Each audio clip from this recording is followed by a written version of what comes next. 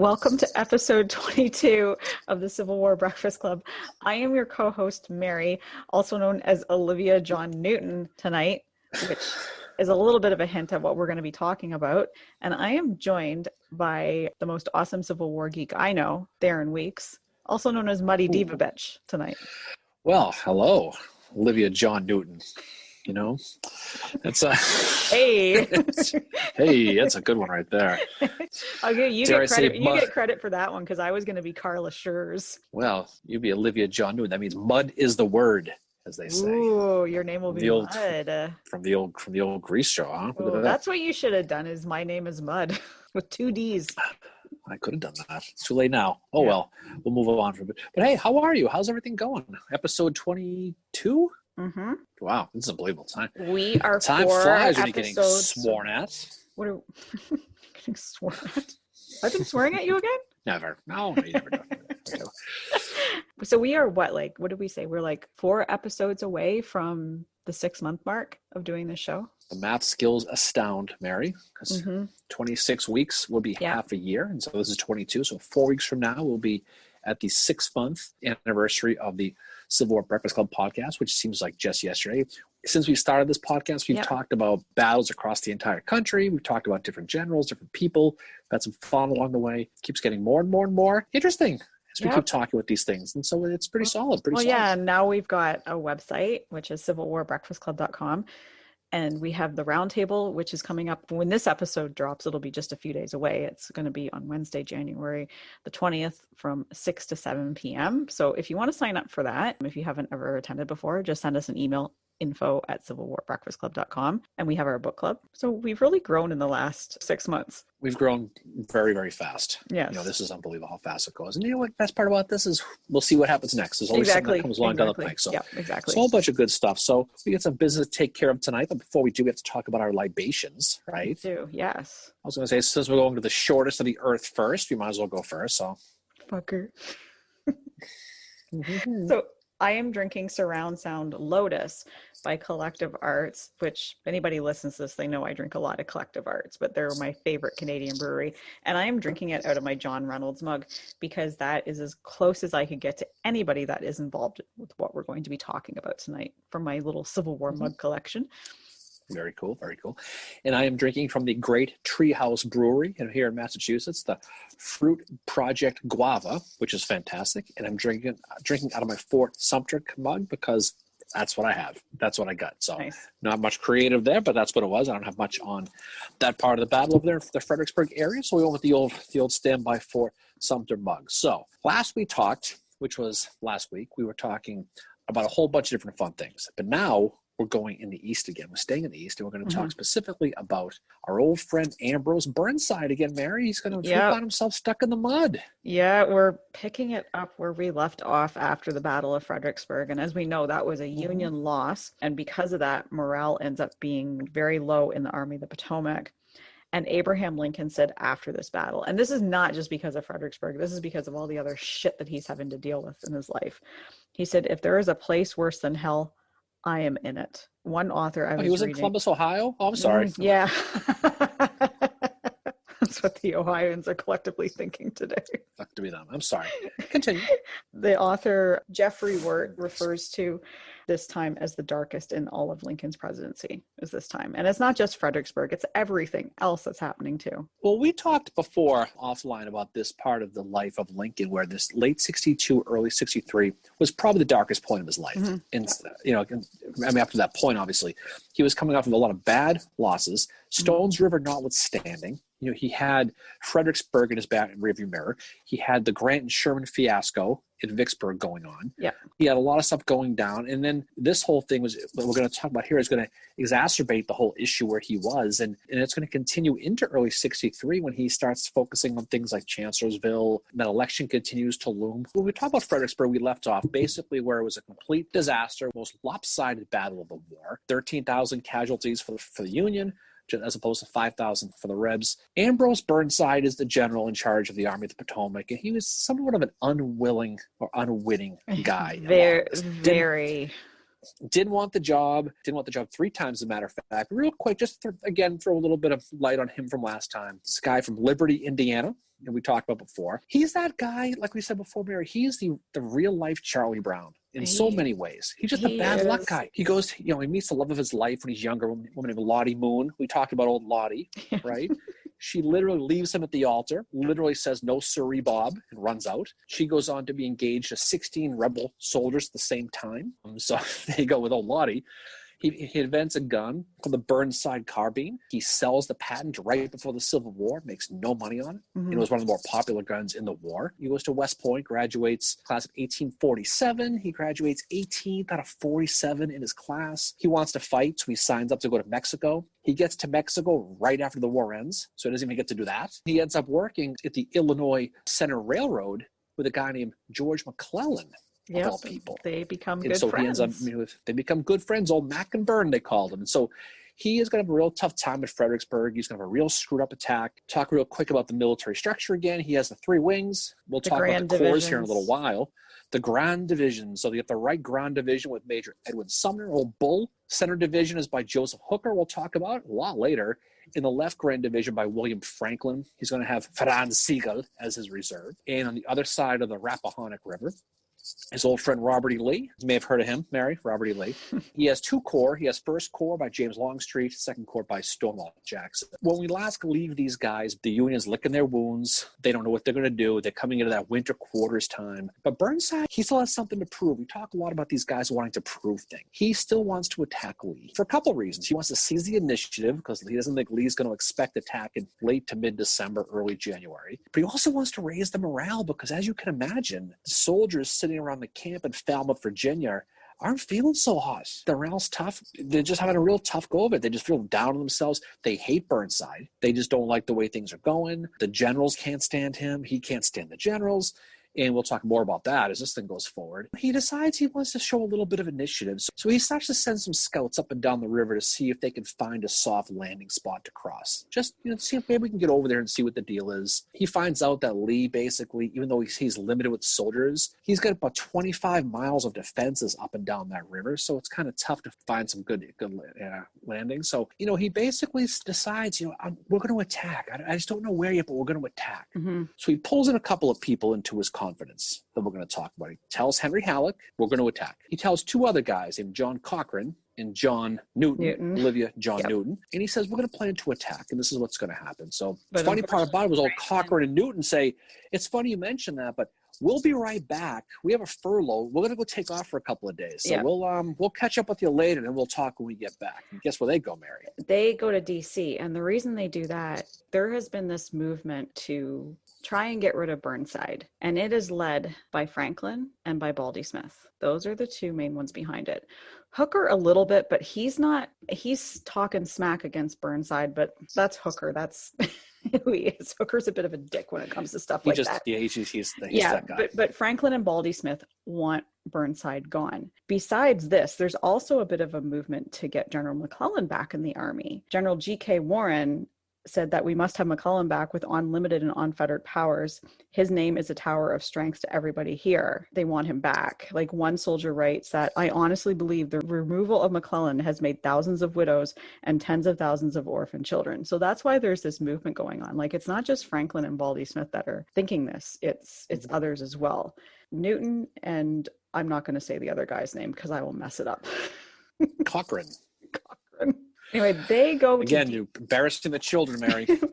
On December 30th, they go to see Abraham Lincoln. Like, they show up at the White House, and they tell Lincoln that the troops are too demoralized for a new campaign, and Lincoln figures out that they're there to bring Burnside down. Newton, he's known for being a schemer, because I believe he was one that he went to Washington to try and make things right for McClellan at a certain point in 1862. He's a bit of a schemer when it comes to this stuff. So after this meeting, Lincoln sends a telegram to Burnside and says, I have good reason for saying you must not make a general movement of the army without letting me know. So this kind of tips Burnside off that shit is happening that he doesn't know about. Yeah, Burnside's pissed. Newton and Cochran, they get up there and basically say, Lincoln, listen, if this guy Burnside, if he fights again, this army's going to get destroyed. He's that bad.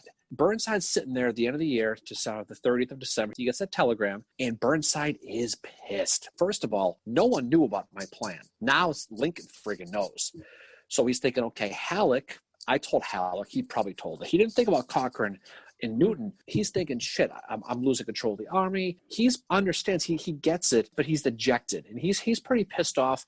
So he's mad at the interference. He feels like he's been backstabbed. While this is going on, you got, in contrast, Stones River is happening at the same time. Yep. You've got Vicksburg going on. There's a lot of stuff going on. But Burnside is livid. He's going to go up to Washington, D.C., and he's going to go meet with Lincoln. So he's going to go up there New Year's Day. He's like a teenage girl. He wants to know who snitched. Who the hell told you what happened? Lincoln's, I'm not going to tell you. Burnside is upset. He goes to Lincoln. He says, we got to fire Halleck. We got to fire Stanton, which probably came out of left field. What? Okay. If you don't, I'm going to resign. Then later in that day, they all get together. That must have been a fun time with Burnside, meeting with Lincoln, Halleck, and Stanton. And they're told he tells them in front of all of them, those two guys need to resign. Everyone knows it. They suck. Right? Yeah. Burnside basically says, guys, I wrote this in a letter to Lincoln to you that I think you need to resign. Okay, by the way, can you please support my plan? Yeah. He goes, you guys need to go, but before you go, can you get signed off on my plan? And they go, no. So Lincoln's like, no, they're all no way. So Burnside, he's pissed. He gets back on the 2nd of January and he's all deflated. Obviously makes sense. Life is hilarious. And he gets back, it's January 2nd and the weather is beautiful. It's springtime in January. He's sitting around mad going, I could be doing this campaign I want to do instead of sitting around this Lincoln and Halleck and they're not going to let me do it.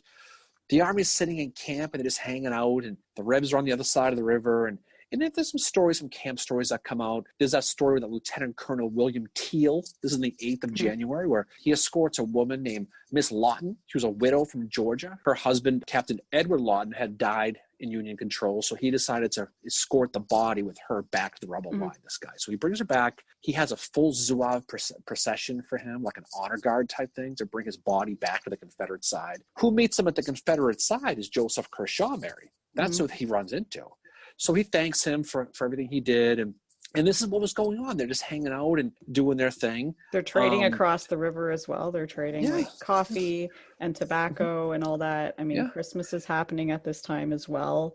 What Burnside doesn't know is that the rebels also knew what Burnside's plan was. They knew that his plan was to attack south of the city.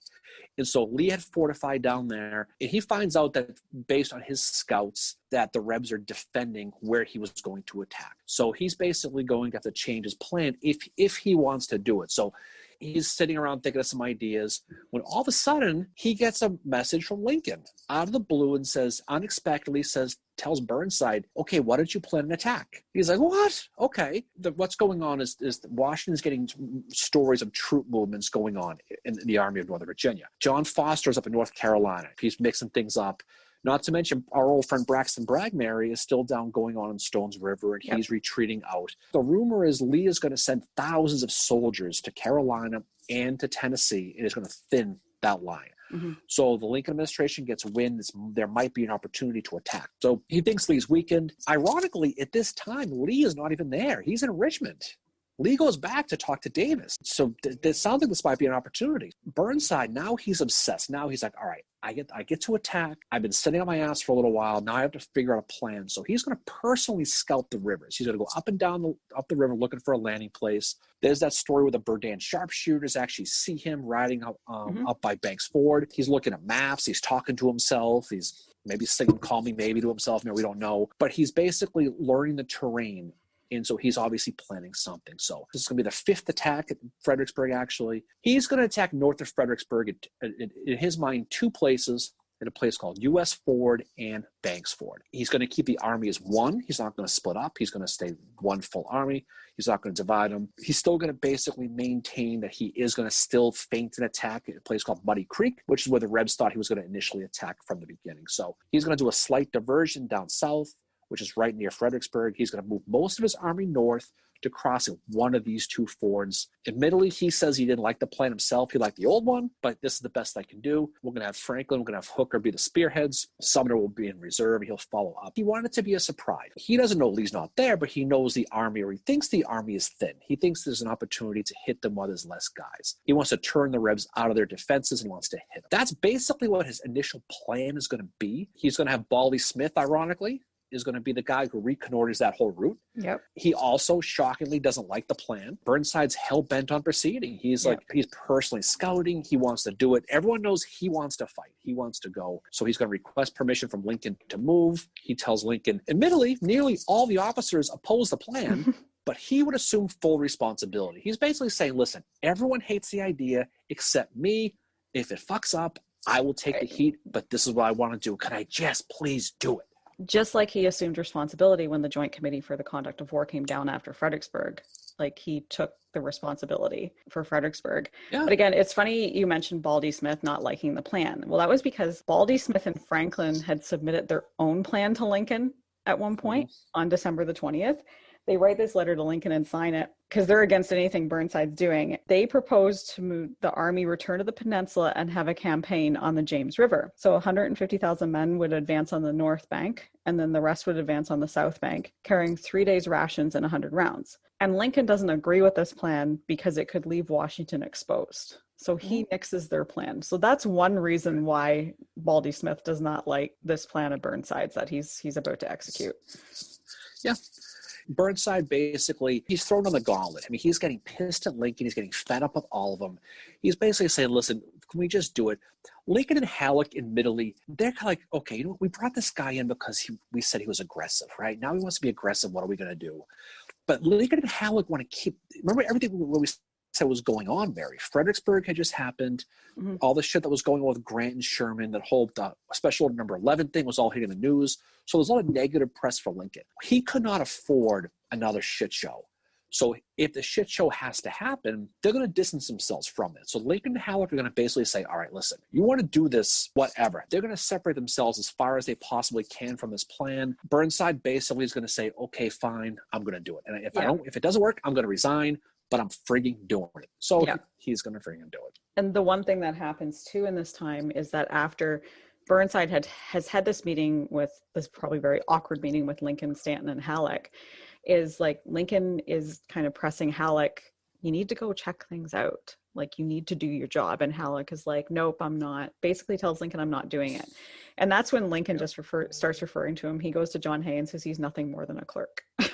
That's all he fucking is. Yeah. He's nothing more than a clerk. But I don't know, like this is just like another example of, obviously Halleck and Burnside don't like each other, so they're making it totally personal. Halleck knows that Burnside was basically like, you need to make this guy resign. Burnside wants to attack, but he knows he's not supported. It must be a tough feeling for him. He must feel all by himself on an island. So he says, you know what? He tells his Grand Division commanders, we're going to move on the 17th of January. Sumner's going to demonstrate on Fredericksburg. He's going to try to keep them pinned there. Franklin's going to move to a place called U.S. Ford, as I said.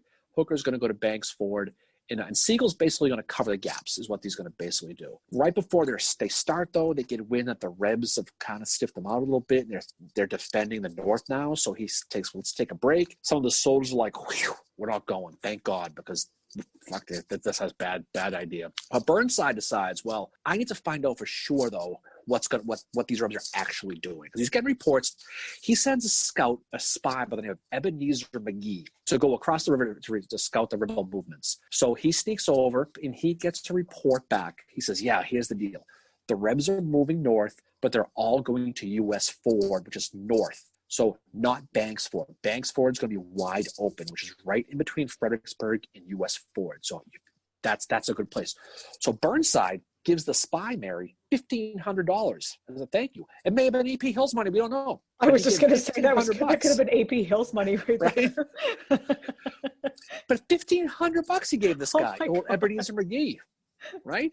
So, but he got really good intel, though. Fast forward to the 20th of January, the fated day, and now he knows what's up. He knows there's an opportunity. So he changes his plan. They're going to move all their guys, both Franklin and Hooker, they're going to move them to Banks Ford. Okay, they're going to attack there. William F. Smith, he was a commander of the 6th Corps at the time. He orders his own council of war, and he tells his guys, listen, all this shit with Burnside, we got to put it aside, and we got to give this guy our full support.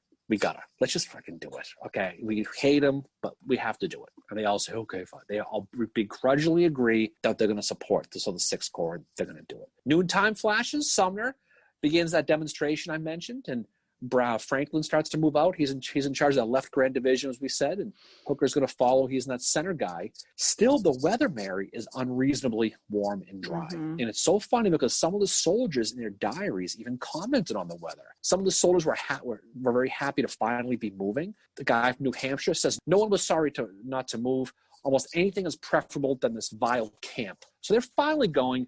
The marching seemed to ease the tension a little bit. The roads were good. The weather was great. Soldier in the 11th Corps, he said the roads, he says, were never in better condition. So it's kind of ironic and funny how all these guys are talking about the weather. Now, granted, it's January and it's probably 50 degrees and sunny. They're living the life. Of course, they're all going to comment on it. And the first day's movements are flawless. The soldiers bivouac the night of the 21st. They're in good spirits. They're about 2 days ahead of Lee with good weather. Yeah, that's how they figure. So they figure there's a real opportunity. 7 p.m. they're in camp. Guess what happens, Mary?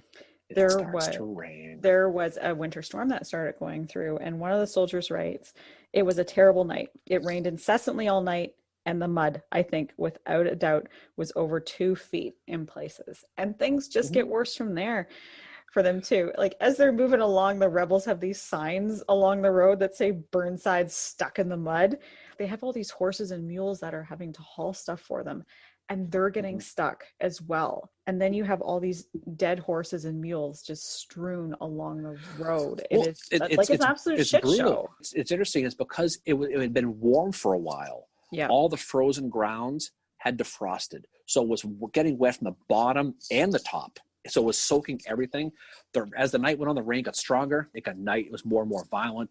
The tents were blowing away. The shelters were blowing away. The soldiers who were happy and moving, now they're wet and they're miserable. There's a guy from Pennsylvania said it rained like the world was coming to an end. So I can imagine one of those hard rains. It continues all night long into the morning on the 21st. And now, to your point, the roads are a sea of mud. It's just everywhere. I mean, the warm weather basically, like we said, screwed all the roads up. The wagons were sinking. Soldiers, animals up to their knees in mud, just a whole shitty situation. So even though the ford was running high now because of the rain, Burnside is still we're go mode. We're still going to go.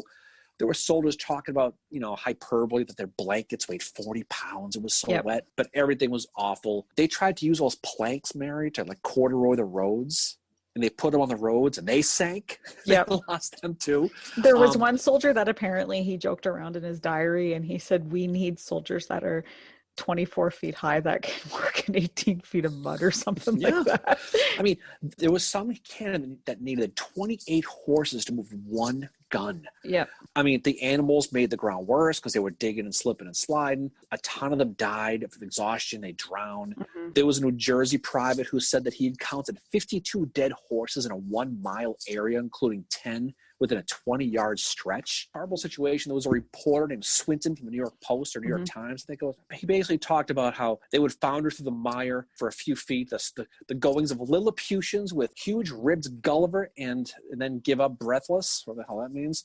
But basically, they were talking about, every one of these guys were talking specifically about the stuff they were getting to. They were getting to the point where you needed, 150 men now to move one wagon. I mean, it's like pushing a car on the snow that's just buried, right? Yeah. These poor soldiers are exhausted, but they're still marching. They're on their way to Banks Ford. They pass up a ravine. And the soldiers named it Profanity Gulch. So you must have been there your old previous life, okay? Because they named it that because they basically did it at a place called Fucker Road. I think that's exactly what it was. But so by the end of the 21st of January, they actually got about 15 pontoons down by the river. But you know how many you need to ford it? You need 20. They were 5 short. They couldn't do it. 15 pontoons they had there. They needed 20. Someone said, can we get 5 more? And some soldier said, these pontoons can move no more than moving a pyramid. And they're like, I ain't gonna freaking go. So Burnside, he ends up telegraphing Halleck and Stanton and says, that 20-second crossing ain't gonna happen. We ain't gonna make it. The Army's now strung out all the way back to Falmouth. There was a Union soldier who was quoted as saying it was cold, it was impossible to make a fire, as it rained so hard and we had no fuel. So just picture these poor guys, right? Just miserable. It must have been horrible. Like I found a quote from a soldier when they were like, once Burnside cancels the movement and they start moving back to camp. 7th Wisconsin soldier said, "The return was a living hell, but I pacified myself that I would keep my vow with the government and Father Abraham and do the right thing to the bitter end. It was tough medicines though." So like these guys, like they've come this far and now they're having to go all the way back. Because keep in mind, like the weather might have improved, but the roads are still shit and they're muddy. That stuff takes forever to dry out. There was soldiers complaining about the swearing. I mean, imagine these guys is bitching. There was one soldier, he said, their whole catalog of oaths with many new combinations invented for this occasion. Basically, people say that's where my ancestors were. Exactly. That's where I get it from. My ancestors were on the Mud March. 22nd of January. So it's, again, this is the day late now. The 11th Corps looks across the river. What do they start to see? They start to see rebel campfires starting. And now they're like, oh shit. And so these are guys from Pickett's troops who are starting to get there. Now they're just like, you've got to be shitting me now. Burnside wanted to move while Lee was in Richmond, as I mentioned before. What happened, Richmond, Lee had gone down to meet with Davis. And so he started to hurry back when he heard Burnside was moving. He has 2 corps commanders, Mary. He has James Longstreet and Stonewall Jackson. Who do you think Lee puts in charge of the battlefield while he's in Richmond? Probably Jackson. He puts Longstreet in charge. Whoa. And you know what Stonewall Jackson does? He gets pissed. You know what he tells Lee? He says, "I am not satisfied." That's the quote he says. Ooh, and see, that's why Claiborne's better than him, because Claiborne never would have said shit like that. But you know what? Longstreet had rank on Jackson though, and so Lee put Longstreet in charge, and he was pissed off. And so what happened was Jackson, he wanted to move his army south to the original spot, and Longstreet says, "Not so fast, my friend." He says no to Stonewall Jackson. So Jackson ends up protesting to Lee. And so Lee comes back and says, "What? I can't leave you two alone for one freaking day." And so he says, so they settled the dispute. And basically what happens is they agree to move the troops north. They start to settle around Banks Ford. These are those campfires that the 11th guys saw. This is Pickett's vanguard getting there to light the campfires. That's who they start to see. The rain does slow the Rebs too. It isn't just raining on the north. It's raining on the Confederates too. They talked about miserable roads. So Pickett's batteries get there and the Rebs get there. They start building some breastworks. Pickett starts firing shells into the woods and into the Rappahannock at the Union soldiers.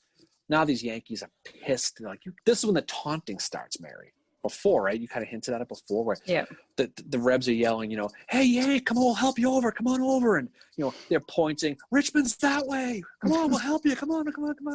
And so the Northerners are probably New Yorkers giving them the finger. Any Canadians would be, "Sorry. We're gonna stay here. You're sorry. We're going to stay here. Sorry." And so all the mask guys and New York guys are double gunning them. Those creative swears we're talking about. So now the whole thing's going to shit now. The army's stuck in the mud. The Rebs are showing up. Hooker he starts chirping, right? Oh, this is where he calls Burnside incompetent and an imbecile. He talks Marcina Patrick, we mentioned before. He says, "I'll take over. Just say the word. This was a reckless venture." And Patrick responds to him, "General, I assume you're drunk." That's what he told him.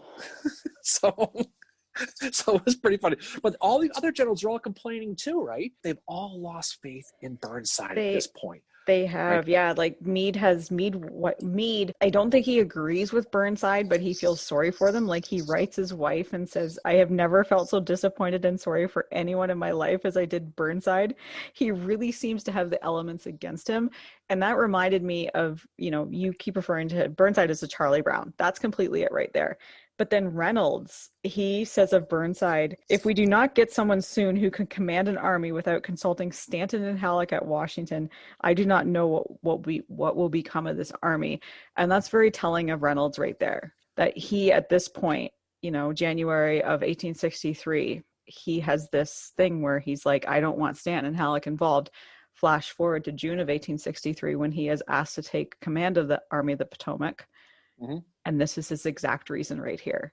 Yeah. He sees the meddling that has gone on, and he sees the administration is fucking things up in this as well. He's not necessarily blaming Burnside, but he's saying Burnside's got to go off to Washington and talk to Stanton and Halleck before he does anything. Why can't we just have a general that just does their own shit? That's all he wants. And that'll repeat itself the rest of Yeah, this war. exactly. But not only is Burnside losing support of his generals, he's losing support of his soldiers. So He the is. soldiers are chanting, "To hell with Burnside! To hell with Burnside!" I mean, they're saying this right in front of these officers. And one reason they were upset was the supplies were an issue now because Burnside put all the food in the back wagons. So now that they can't get at the food, and Abner Small, I've mentioned many times from the Great 16th Maine, Mary, he has a quote in his diary. He says, "I never knew what it was like to suffer with such hunger." That was a quote he had. Fifth Corps guys are miserable. They've lost 3,000 horses. But you know what happens? The soldiers, they can't get the food.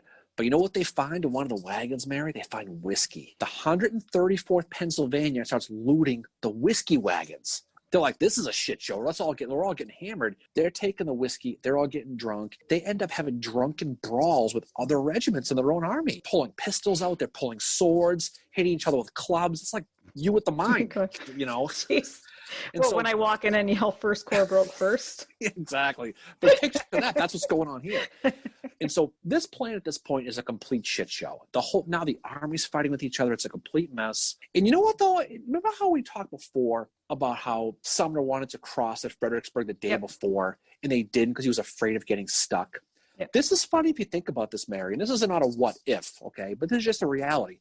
If it didn't rain, if they left 3 days before, they would have got stuck over there with the rain. They would have made it across and got stuck. Yep. So it's funny how life is. I was just thinking about this today. It's like, what if the rain didn't come for a couple of days and they got across the river and then they got bogged down? They'd be screwed. Or if they got split in half. So I guess look at it that way. So yeah. So the 23rd of January happens, and they're going to retreat back to Falmouth. They say, this is over. So when they go back, some of the guys didn't make it back on the 26th. You know what happens on the 23rd when they get back? The weather turns beautiful again. I know. It's such so a it's like, he's like, "You gotta be kidding me." Yeah. So the weather is nice. And now Burnside, you picture him, right? He's all pissed. So he's sitting there back at camp and he's all fired up. And because he knows he's screwed. Because he's done. So he grabs his pen, grabs a piece of paper and says, "You know what? If I'm going down, you're all going down." He writes out Special Order Number 8, okay, which sounds ominous, but it is. And he is going to bring up charges against all these officers. Franklin, Hooker, Newton, Cochrane, the Rosewoods clown. Everybody's going down, right? Everyone's Howard. going down. Howard, they're all going down, right? No, I don't think Howard was in those orders. No, but I don't think I'm so. But shockingly not.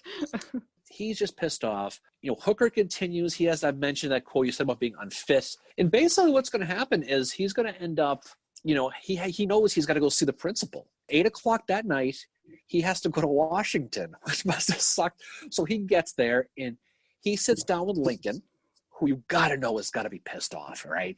And he says, "Here's Special Order Number 8. Yep. He puts it on his, so he goes, "Here's the deal. These guys all going to go. I'm going to resign too. What I want to do is I want to quit. I'm done with this shit, but these guys got to go too." And Lincoln says, "Well, here's what I'll do. I'm going to let you resign, but I'm not going to let you leave the army. So I'm going to give you 30 days off to go clear your head." And he's like, "Okay, fine." So he goes.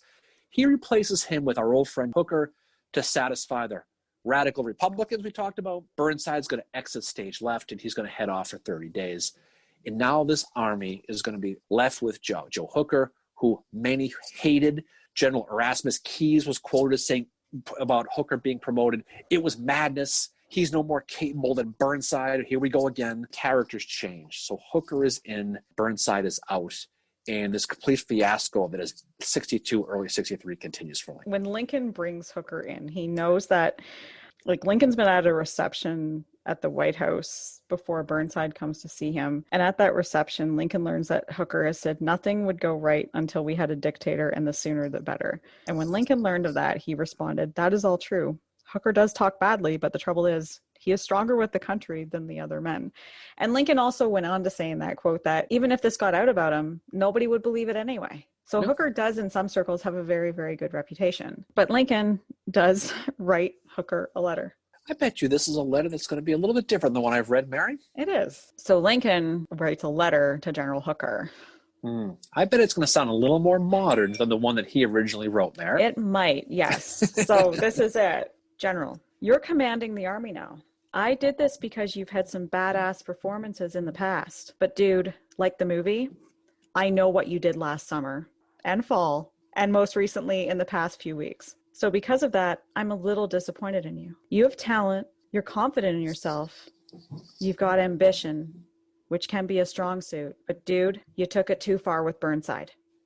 Way too fucking far. You went against him, which was sort of against the country, but more than that, dude, you went against a fellow officer. Not cool. Back to this I know what you did last summer stuff. Just to let you know, ye old gossip mill is alive and well in the DC area, and I heard about the dictator comments. You know, about the army and the government need a dictator? I heard about that shit. Newsflash, only generals that get victories can do the dictator thing.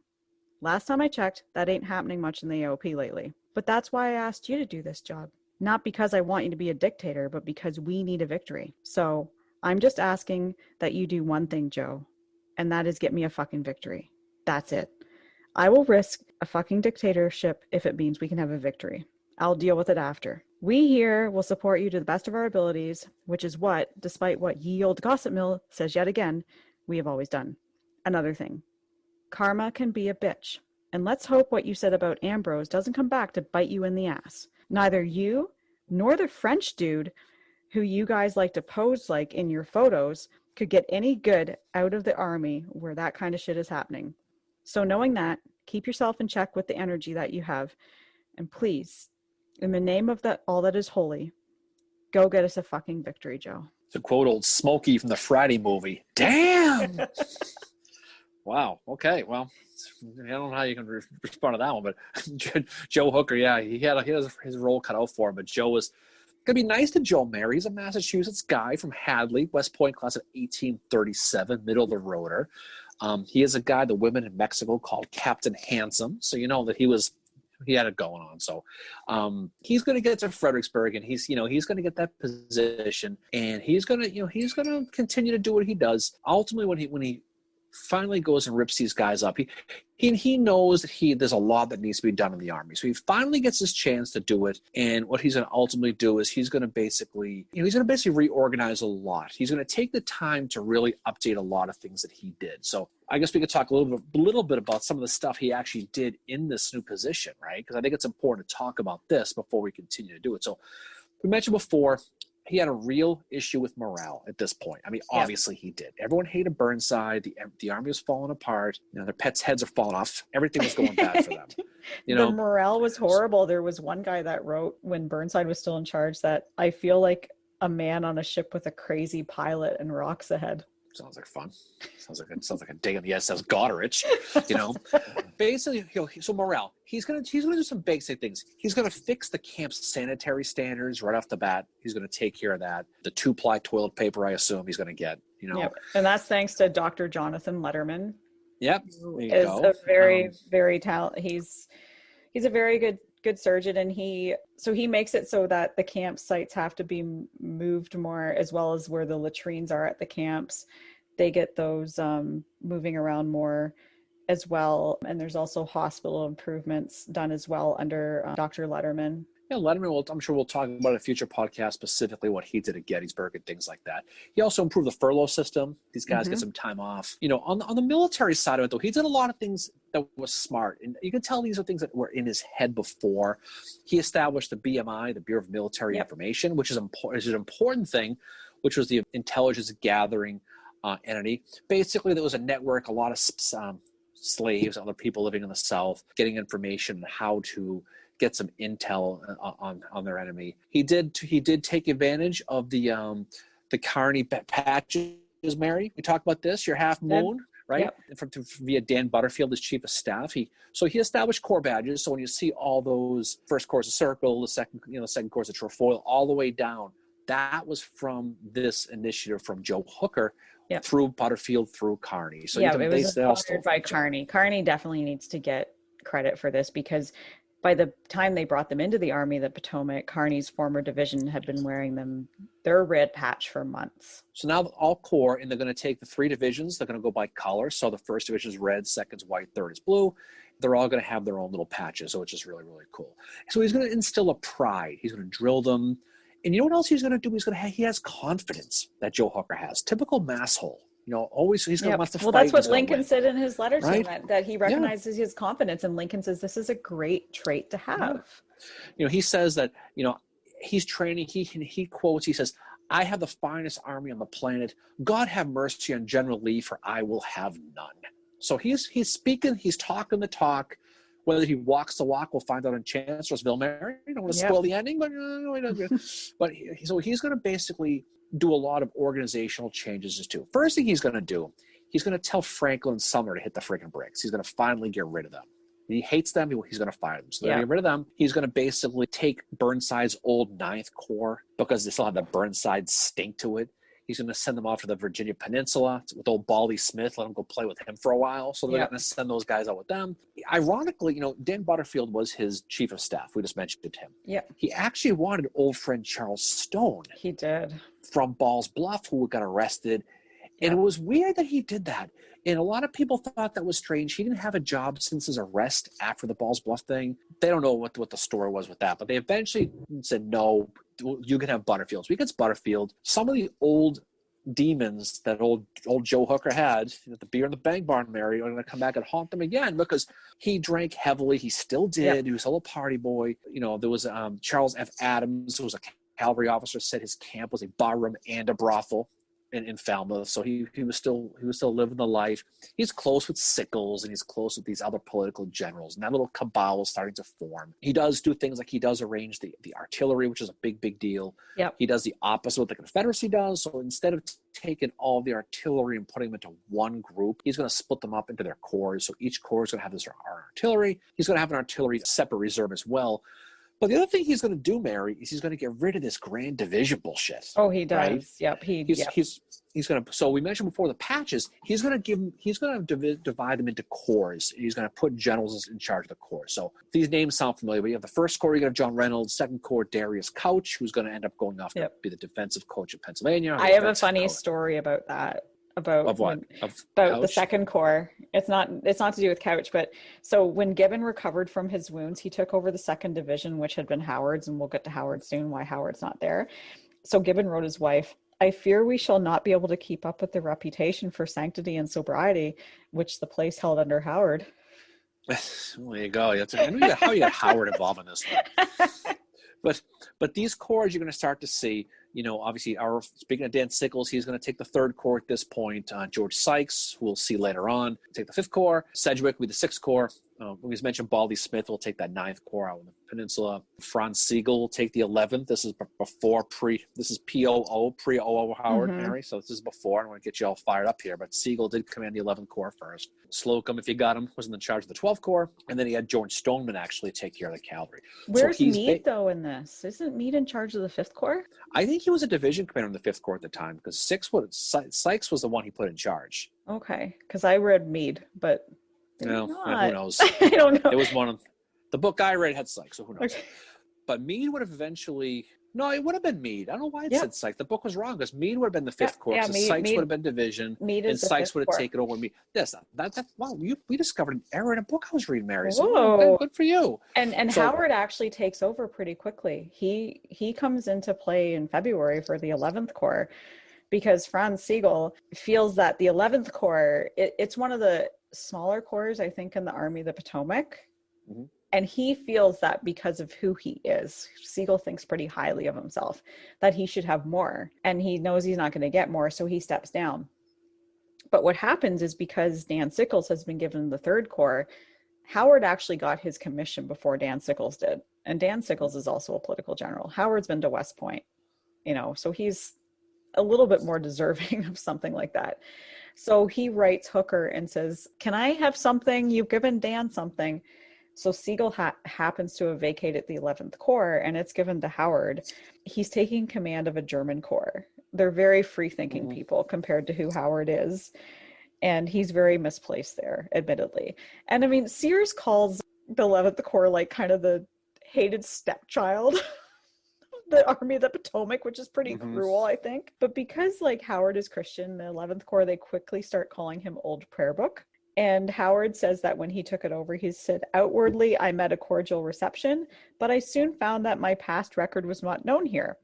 that there was much complaint in the German language at the removal of Siegel, who merely wanted to have his command properly increased, and that I was not at first getting the earnest and loyal support of the entire command. He knows he's very misplaced here. And yeah, we'll see how that goes for him in future episodes, I'm sure. but you know what though? What Hooker did, and Hooker, he has his moments, and God knows he does. But you know what though? What he does, he ultimately builds an initial foundation here that's going to increase morale. It's going to give his troops confidence. And you mentioned before they wanted McClellan back, but they don't get McClellan, but they get Hooker, who has got a lot of similar traits to McClellan in a lot of ways. So he's going to basically rebuild this entire thing. He's going to instill pride. He's going to increase that morale, and he's going to train them. He's going to drill them. So he's going to take the rest of that early winter into early spring in that Falmouth, Virginia, Fredericksburg area. It's going to culminate in Chancellorsville. We'll do a whole thing on Chancellorsville. We'll see how that goes, Mary. We'll see how if old Joe maintains, faith in old Joe. I don't know if he's gonna. We'll find out. But I think what he's going to do is ultimately he's going to build this army, which eventually is going to be taken over by Meade, which is going to take that army to Gettysburg. So you got a lot of these same names you'll see as these core guys are the ones that the Gettysburg folks are going to recognize these names. So it's going to really, what he does, he takes an army very similar to after Second Manassas with John Pope. He takes a mess. This McClellan takes that, fixes it, and wins a battle. Hooker's going to take this army, basically lay the foundation for an army that's going to ultimately win and finally beat Lee. And so Hooker does deserve a lot of credit. He's his own worst enemy because he can't keep his mouth shut. He's every guy at the bar who drinks too much. He's the loud guy. Right? The loud guy at the bar. But yeah, the army that wins at Gettysburg is the army of Joseph Hooker. That's how I've always seen it. The other things that he changes too. So he finally makes sure these guys are paid. They haven't been paid in 4 months. And finally at the end of February, they're paid. The other thing he does too is there's been mass desertions, when Burnside's been in, especially after Fredericksburg. And what they did is they allowed amnesty for deserters returning by April 1st. So on March 31st, there was 1,941 listed as absent from the Army of the Potomac, which is considerably lower than what it was. He also improves the cavalry too. He really, what he does, he does so much for them. Like he takes that shitty Volvo that's falling apart. That they still insist on driving, and he puts it in the garage. He gives it new wheels, rebuilds the engine, fixes the transmission, puts the little air freshener in the little window, and he gets the car going, and he gets it confidence again. So what he does, he basically takes a shell and rebuilds it. He builds it in his own type of mentality. He has the wrong guys with him. He's got his own worst enemy. He's got Sickles. He's got Butterfield. He's got a lot of these guys. But what he's going to do is he doesn't deserve enough credit. He's one of those guys. He's like your guy Howard, right? Where he's known for Chancellorsville. But again, he's somebody who you have to give credit to for later in the war from Gettysburg on, because what he did was he's the one who really strengthened them to help them win. Meade's army at Gettysburg was Hooker's army. Exactly, it was. That's what I've always believed. It's Hooker's army. The other thing he does too, and this is so important, and it's something that often gets left behind, he improves the food for these men. So these are men that, December 25th, 1862, the officers are at their headquarters. They're eating turkey, roast beef, they're drinking whiskey and whatever else. The troops are eating hardtack and salt pork. And Hooker, when he takes over, hardtack, salt pork, and coffee are not a good diet. This is why one of the reasons illness is so rampant among the ranks of the AOP. That and just the horrible sanitation conditions, which Dr. Letterman makes sure are improved. But by also improving their diet, Hooker orders that there be soft bread at least 4 times a week for the troops. Bakeries are built at the camps so that this can happen. They get fresh potatoes and onions twice a week, potatoes or mixed vegetables once a week. So he's improving their eating habits. And because of that, the disease starts to go down among these soldiers. They don't have the illnesses they have. And scurvy, which was really, really high in December and January, once they start getting the vegetables into them, it disappears. And the company cooks are assigned and they're inspected. And within weeks of this happening, illnesses are reduced. And one soldier said that Hooker is a good man to feed an army, for we have lived the best since he took command than we ever did since we have been in the army. So this is a soldier saying that since he's been in the Army of the Potomac, It is the best it's ever been, and this could have been a guy that was under McClellan. All of a sudden, like, you're living off hardtack and salt pork. And what they did with the hardtack is they fried it in bacon fat, like the fat from the pork.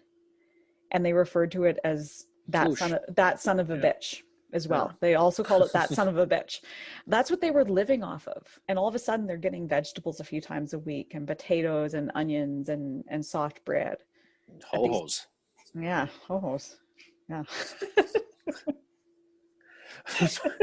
But anyway, like, this is a huge thing for them too. Like, so this is all going to improve the morale, because, like, the one thing that, like, I would like our listeners to take away is that the morale that the AOP was under after Fredericksburg was, they were literally to the breaking point.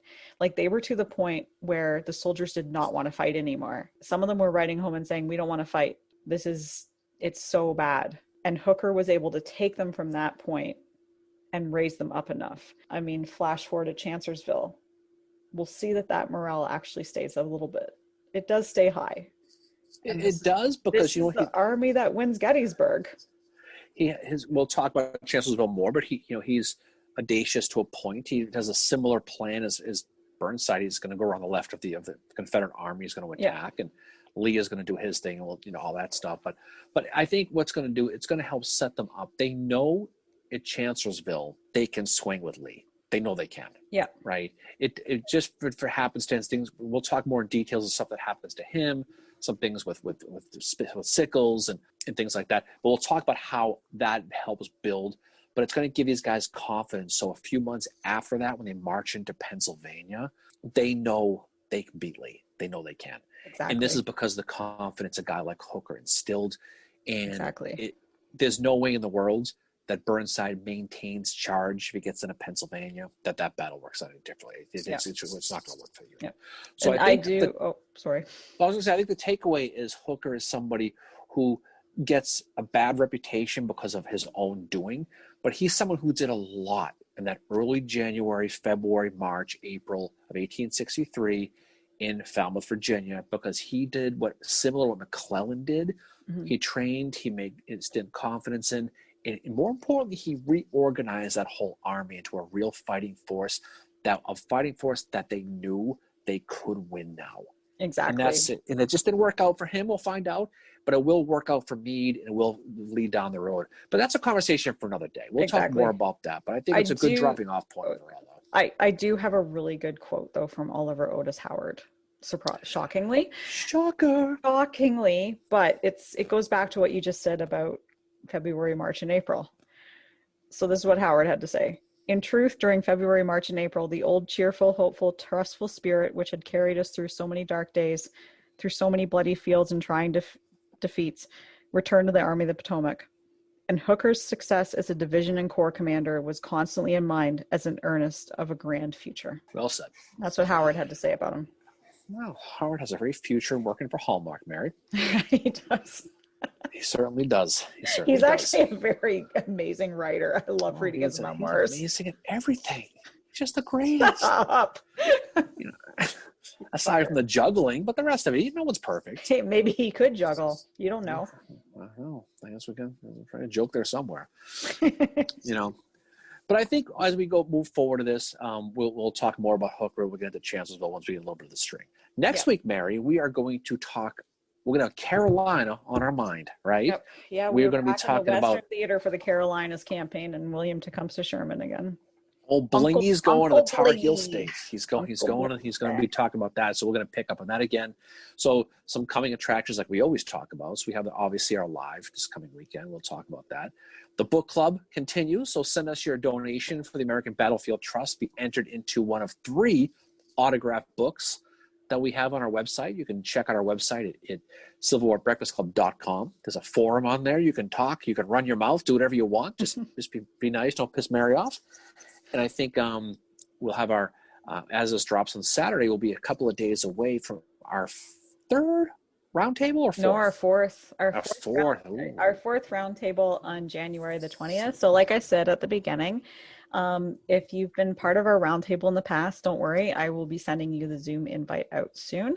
If you've never been part of our roundtable before, send us an email at info@civilwarbreakfastclub.com, and I will be sure to send you the Zoom info for that. Basically, we're not going to have a speaker. We never have. I don't know if we ever will, and we don't really have a topic this time. We just kind of get together. It starts at 6 o'clock and scheduled to go till 7, but you know what? We'll probably go a little bit later like we did the last time. It's going to end ish. So be sures, Mary, to join us on that. Nice. Your love and core right there. A little love for you, love and core. Thank you. Appreciate it. And yeah, we have our book club coming up as well. The meeting is yet to be determined at the end of March, and that will be for Black Iron Mercy. And as Darren said, we have our fundraiser going on right now for Battlefield. So how that works, every $5 you donate, you get entered into a raffle to win 3 of the books that are in our book club. So all you need to do is just send your receipt that you did that to info@civilwarbreakfastclub.com, and we will put you into our raffle. Excellent. So I think that's a great place to jump off, Mary. I think we can get ready for our next one as we jump in the car and head over to Carolina and get ready for old Uncle Blingy hitting those barbecue places up there in South Carolina. I'll bet you he brings enough wood to get that barbecue going. I bet you he gets that fire going good in those barbecue from the railways. We will talk about that. So anyway, so always a pleasure, Mary. Great talk about old about Ambrose Burnside, and we will look forward to going to Carolina, as I said, next week. So any final words from you, the goddess of Goderich? Not at all. Thank you to all of our listeners, though, for all your support you've shown us in these near 6 months. And thank you especially to you, Darren, for doing this with me every week for nearly the last 6 months. You are truly the most intelligent person I know in the Civil War field. Wow, listen to you. Praise from Caesar right there. Wow, you are. Not so bad yourself. I've told you many, many times. So we'll always continue to push each other and make a good and fun experience for everyone. We'll do our best. Potty mouth notwithstanding. We will do our best. All right, well, off we go. We will talk to you soon. We will catch up with you down the road. So to everyone, thanks for listening. Hope you enjoyed it. And we will look forward to talking to you, as they say, on the other side. See you guys. Put a bow on this one, Mare. Yep. Bye. Peace out.